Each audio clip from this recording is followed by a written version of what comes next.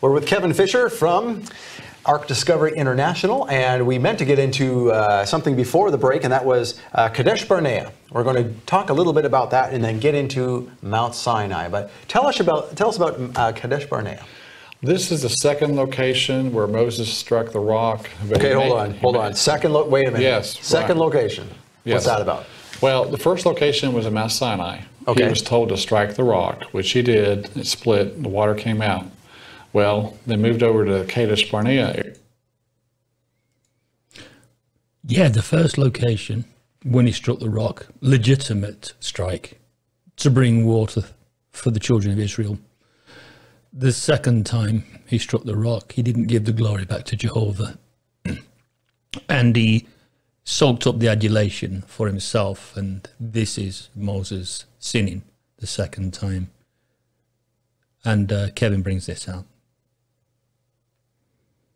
Area, and he was told to speak to the rock, but instead, out of basically anger, he struck the rock and the water came out.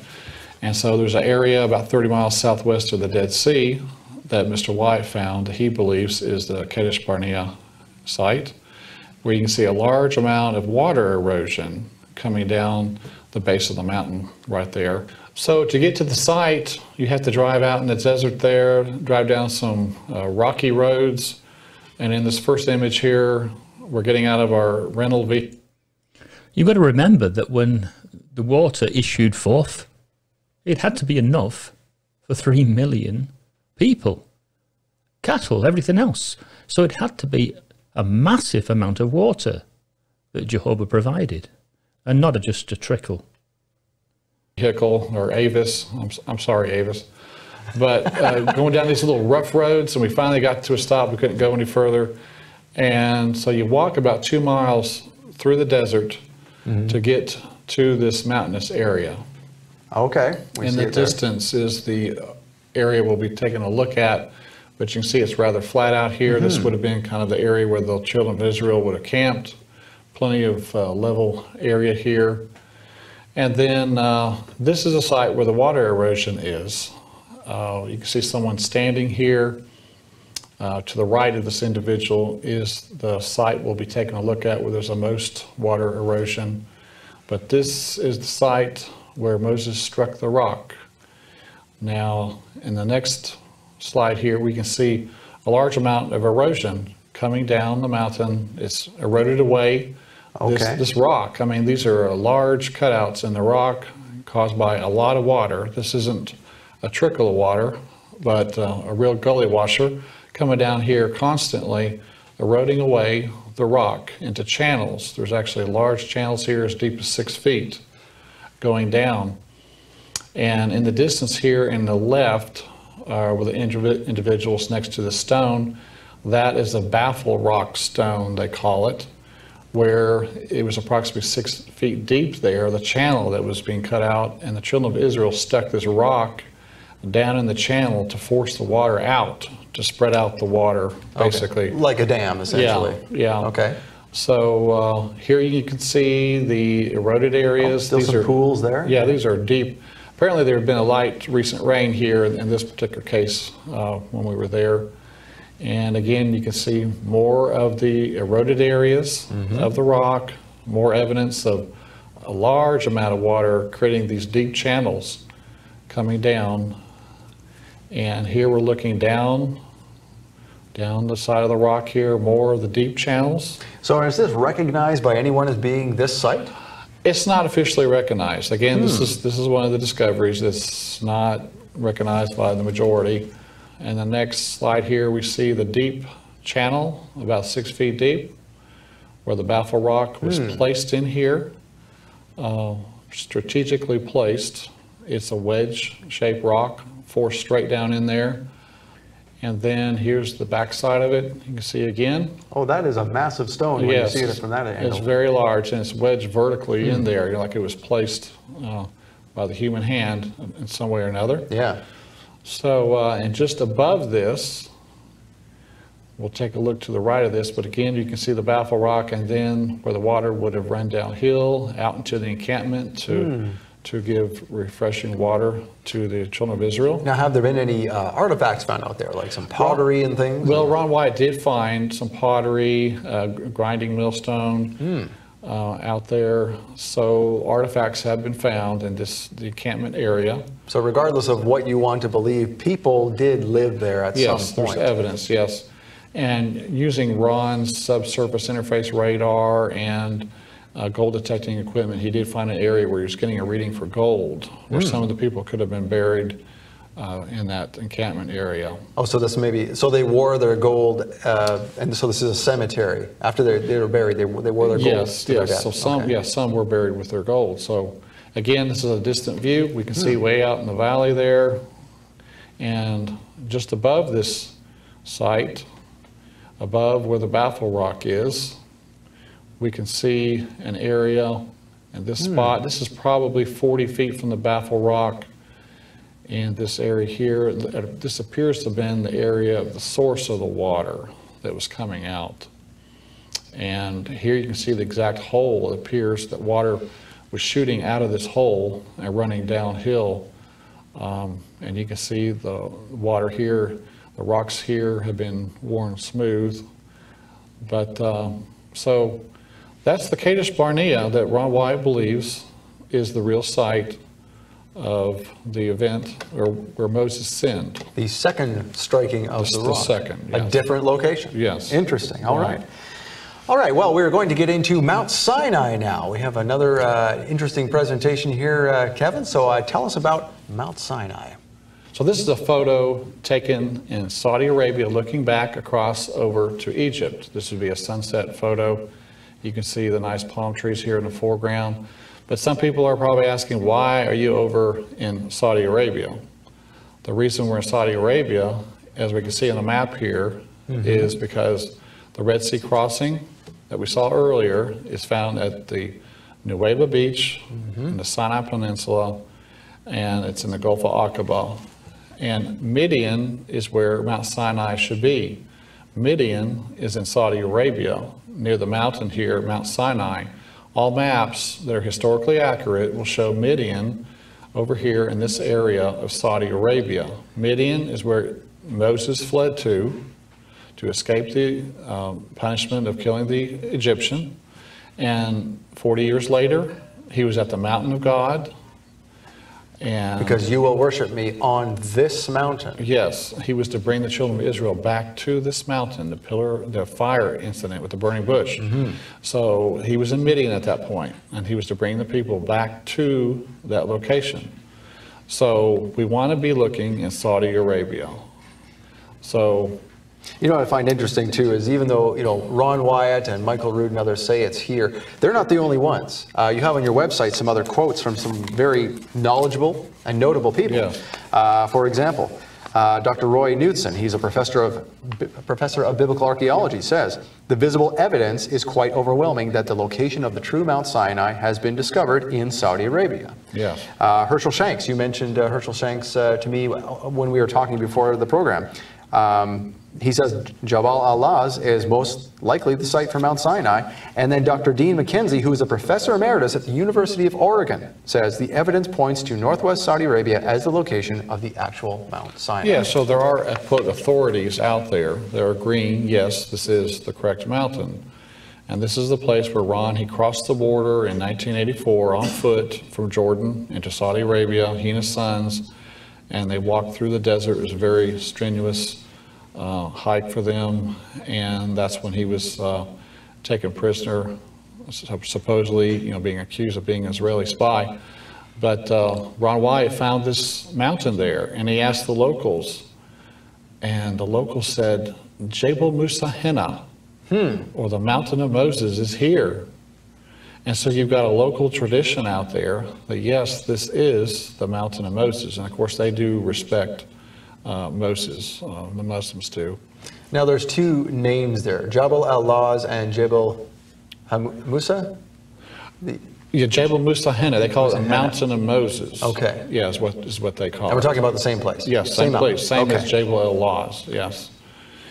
And so here is the beach on the Saudi Arabian side of the crossing site. there. Where the Israelites came over, Yes. from Nueva. And that's where we saw in the previous segment where the chariot wheel was found. Ah, okay. In these waters here, so this is a continuation of the crossing site. And so from the beach area, you can also see where the column was cut down. The column that had the writing on it, death, Mizraim, Pharaoh, Yahweh, Solomon, water. So this was a column marking the spot for the Red Sea crossing. The authorities cut it down and took it someplace. We don't know where it is. And what's interesting, there's two columns, and people might say, oh, well, that's just each culture had their own traditions of raising columns for this and that. But these are matching columns. They're the same granite.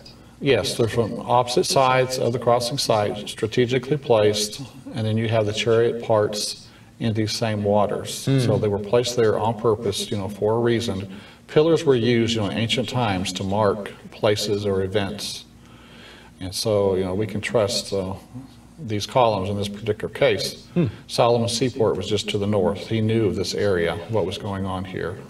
So in our next slide here, we can see Tim Mahoney in the foreground, and in the background, you can see the split rock, the first split rock. Yes, okay. So we went from the second one back to the first one here.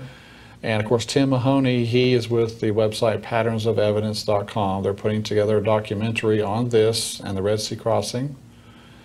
But you can see in the distance the split rock on top of a 300-foot tall hill. The split rock is 50 feet in height. It's a very prominent rock. Now in Numbers 20:11, and Moses lifted up his hand, and with his rod he smote the rock twice, and the water came out abundantly, and the congregation drank. Just more circumstantial evidence that what is contained in the Bible has absolute accuracy even today. That looks the epitome of the split rock, isn't it? That you get a vision of when you read in the Bible, when Moses, on the first attempt at splitting the rock, the legitimate attempt, not the later one, which is the one where he transgressed. But this, for me, is just a perfect vision of how I read that particular scripture. It's amazing. And their beasts also. So God provided for them. He gave them provision. And water for 1 million people. Yes. And probably several million animals. Probably 3 million people, plus their livestock. So some people have been able to make it over there. The country is closed. You cannot get a tourist visa. So to get into the country is very difficult. And then getting out to the site, you have to have permits usually just to get to that area. But here you can see the split rock where you can see a large amount of water erosion. A large amount of water erosion coming down from the rock. In the foreground here, you can see channels being cut into the rock. The water has eroded the rock to a smooth surface here. And this is the rock that in modern Western times that Jim and Penny Caldwell, the Bedouin have always known this is here, but this is where Jim and Penny Caldwell discovered this one. Yes. After Ron discovered the mountain, Jim and Penny went out there and they also found this rock. So very, very large rock. The split in the rock is so large you can actually walk through it. And a large amount of water erosion inside the rock itself. Here you can see how it stands out prominently above the peak there.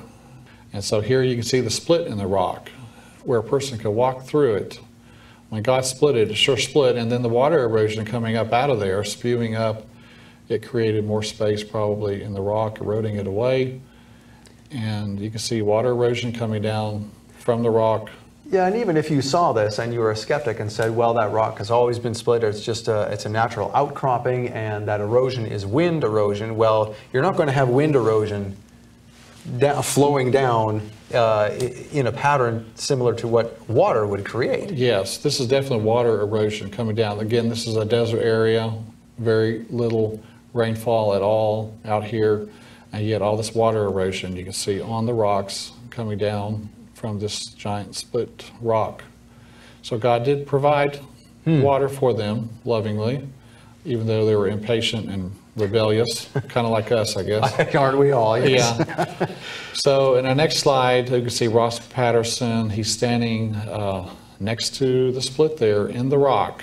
Now, those who are not familiar with Ross Patterson, who is he in relation to all of this? He's a friend of mine in New Zealand who also promotes Ron Wyatt's work. Oh, very good. Presentations, and he was able to make it out there. And so our next slide, we can see the altar Jehovah Nissi in the foreground.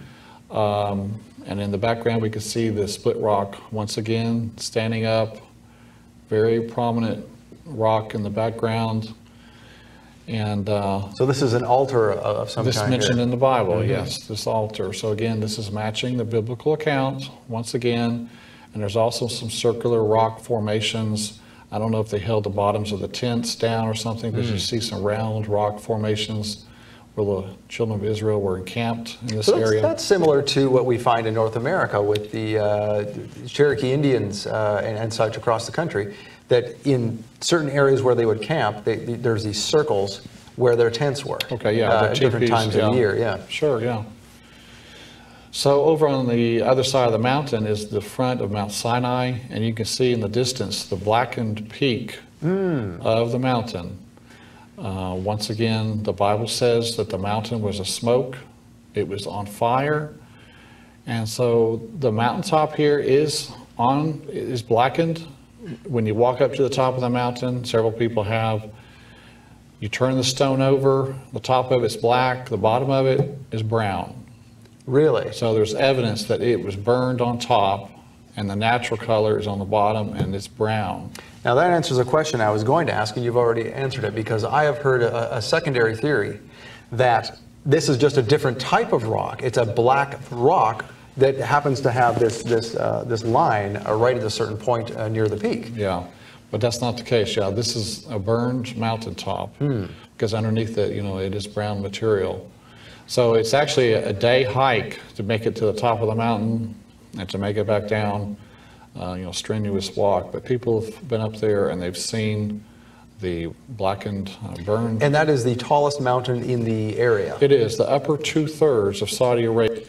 I think it's important to remember that the more circumstantial evidence that is dropped before us, the way these guys are doing, the more you can sort of believe the scriptures.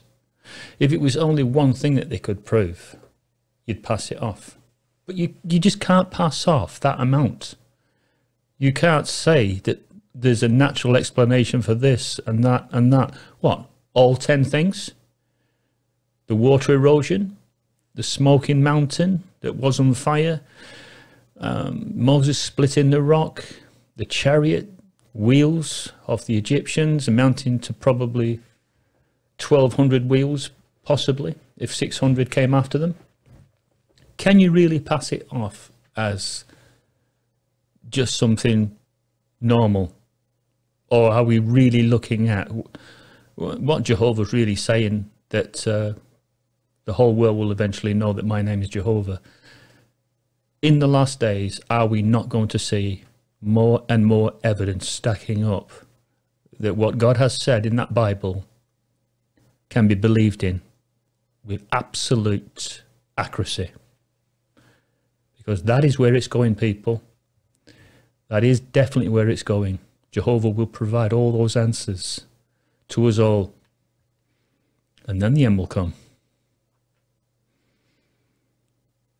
It's the tallest of mountains, and that's another clue that ancient historians have said, that it was the tallest of mountains in Midian, and that's what it is. Here it is from Josephus. We were just looking at that now. Josephus said that Mount Sinai was the highest of mountains in the city of Midian, which is just outside of Al-Bad. Yes, Al-Bad is 15 miles to the south. Okay. And Al-Bad is where Jethro is from. On some maps, you'll see the name Jethro next to Al-Bad. And the caves of Moses are there also at Al-Bad. And also Philo said that Mount Sinai was located east of the Sinai Peninsula and south of Palestine, which puts it again in this vicinity. Again, we're in the correct location. So you have all these ancient historians identifying the site, and you have the Bible saying Mount Sinai in Arabia, Galatians 4. So it's pretty incredible. It's been lost for so many millennia, and yet here it is coming out near the end of time for a demonstration of truth for mankind. So Exodus 19, and Mount Sinai was altogether on a smoke, because the Lord descended upon it in fire, and the smoke thereof ascended as the smoke of a furnace, and the whole mount quaked greatly. My friend Aaron Sin was out there around 2003 with Tim Mahoney, and again you can see the blackened peak in the background, and at the base of the mountain, we'll see a little bit later, is the remains of an altar.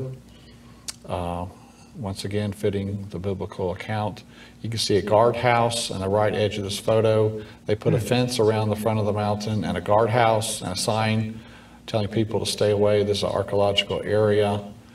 So the Saudi authorities are recognizing this as an archaeological site. Well, having put that much effort into it, they know. Yes. They know darn well what this is. Sure. And then another photo here from a distance further back from the mountain. You can see, again, the encampment area, and the left side of the photo in the distance, that's an area where Elijah's cave is. And here in the very center of the photo is Elijah's cave. It's in a shadow, but it's in the, kind of the very center of the photo here. Oh yeah, yeah, you can see it there. Yeah. And he, Elijah, arose, he did eat and drink, and went in the strength of that meat 40 days and 40 nights unto Horeb, the mount of God, and he came thither into a cave and lodged there. 1 Kings 19. Now, how many people would catch on to that? This is the same, because we hear of Elijah's cave, but normally you wouldn't tie the two together. You wouldn't stop at Mount Horeb. Oh yes, that's right. This is the same place. You know, it's funny that it's just all in the same area. Everything matches here, you know, the biblical account. And this is taken from inside the cave, and we're looking out into the valley below. This is quite a photograph here. Wow. Now, that is, there in the photo you can see that's the Saudi government's buildings, is it not? Well, actually those are Bedouin buildings out in the okay. far distance. But just in front of that, toward the mountain a little bit, is the fencing they put up, the Saudi authorities, yeah, to keep people out. And there's all kinds of things down there. There's even a modified corral of types. There is, yeah, remains of an altar, remains of pillars at the base of the mountain. Here's another photo of the cave. It's not real deep, but nevertheless it is something to provide shelter from the rain and so forth. Now, Google Earth, you can look about 20 miles southwest of here, and you can see Elim. Elim was where there were 12 wells and 70 palm trees, we're told. And if you go there today, there's still 12 wells at this site. So this is no doubt Elim. Yes, so this is again confirmation we're in the right area. And it's on the right trail. It's on, yes, on the way, is it not? Yes, it is, right. And so we're back at Mount Sinai again, and Ross Patterson is pointing to a spot in the distance. This is where the golden calf incident took place. We're going to see that shortly. But this will give you an idea of how Moses is coming down the mountain, and he could have seen the dancing and the apostasy taking place. And of course, his anger became hot, righteous. Yeah, Moses coming down, he would have had a bird's eye view, wouldn't he, of the children of Israel. From that vantage point there, as he's coming down, he would have known that celebration and what it meant. It meant apostasy. It meant that people were still turning their back, despite all these miracles that Moses was performing, because Jehovah had selected him as the leader of the nation of Israel. And yet, yes, his source of annoyance would have been great, wouldn't it, as he was coming down after just meditating and getting new instructions from Jehovah. It's fascinating. I keep saying it's fascinating because it is. Yep. Come on, Kevin. Astound us with something else. Indignation against the apostasy of the people. In Exodus 32, and it came to pass as soon as he came nigh into the camp, that he saw the calf and the dancing, and Moses' anger waxed hot, and he cast the tables out of his hands and brake them beneath the mount. So that's what he saw. And here we can see, this is an aerial view of the large rocks where the golden calf was placed on top of this. The Saudi authorities, they have placed a fence around this once again, and there's a sign saying this is an archaeological area, stay out. And the clue is that there are paintings on the side that are not indicative of that area, are they? That's right, you've been there, I guess. I've seen photographs. Okay. Yeah. So here we are. This is a closer shot of it. And on the sides of this, as you say, there are inscriptions of the Apis bull and so forth on the side of this from Egypt. So they came from Egypt. They're accustomed to this, Egyptian bull designs and so forth. And here Ross is next to one of them. And that is not native to that area. Right, That's right. the key. The Saudi locals, do not draw this type of Egyptian drawing on the rocks, in their area. So this is something brought over from Egypt, these designs and so forth. So, and then Ross is next to some other carvings here, more bulls and calves, and you see a camel and so forth.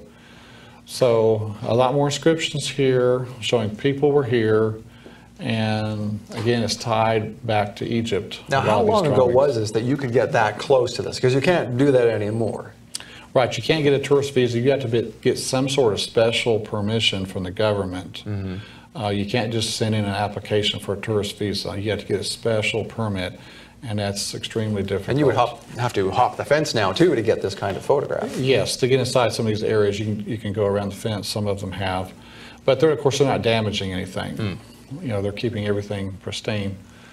So, and here's some more drawings Ross is next to. This is out in the encampment area. Oh, so this is not at the altar itself. There are more of these. These are a little bit away from the actual golden calf altar. These right here. Oh, okay. Yeah. And then this is Dr. Kim, who was out there, went out there 12 times. He worked for the Saudi prince, and he found numerous drawings out here also. He also found these artifacts, incredible amount of pottery and so forth in the encampment area. And he was, wasn't he a personal physician to the king? He was to one of the princes, yes. Yes.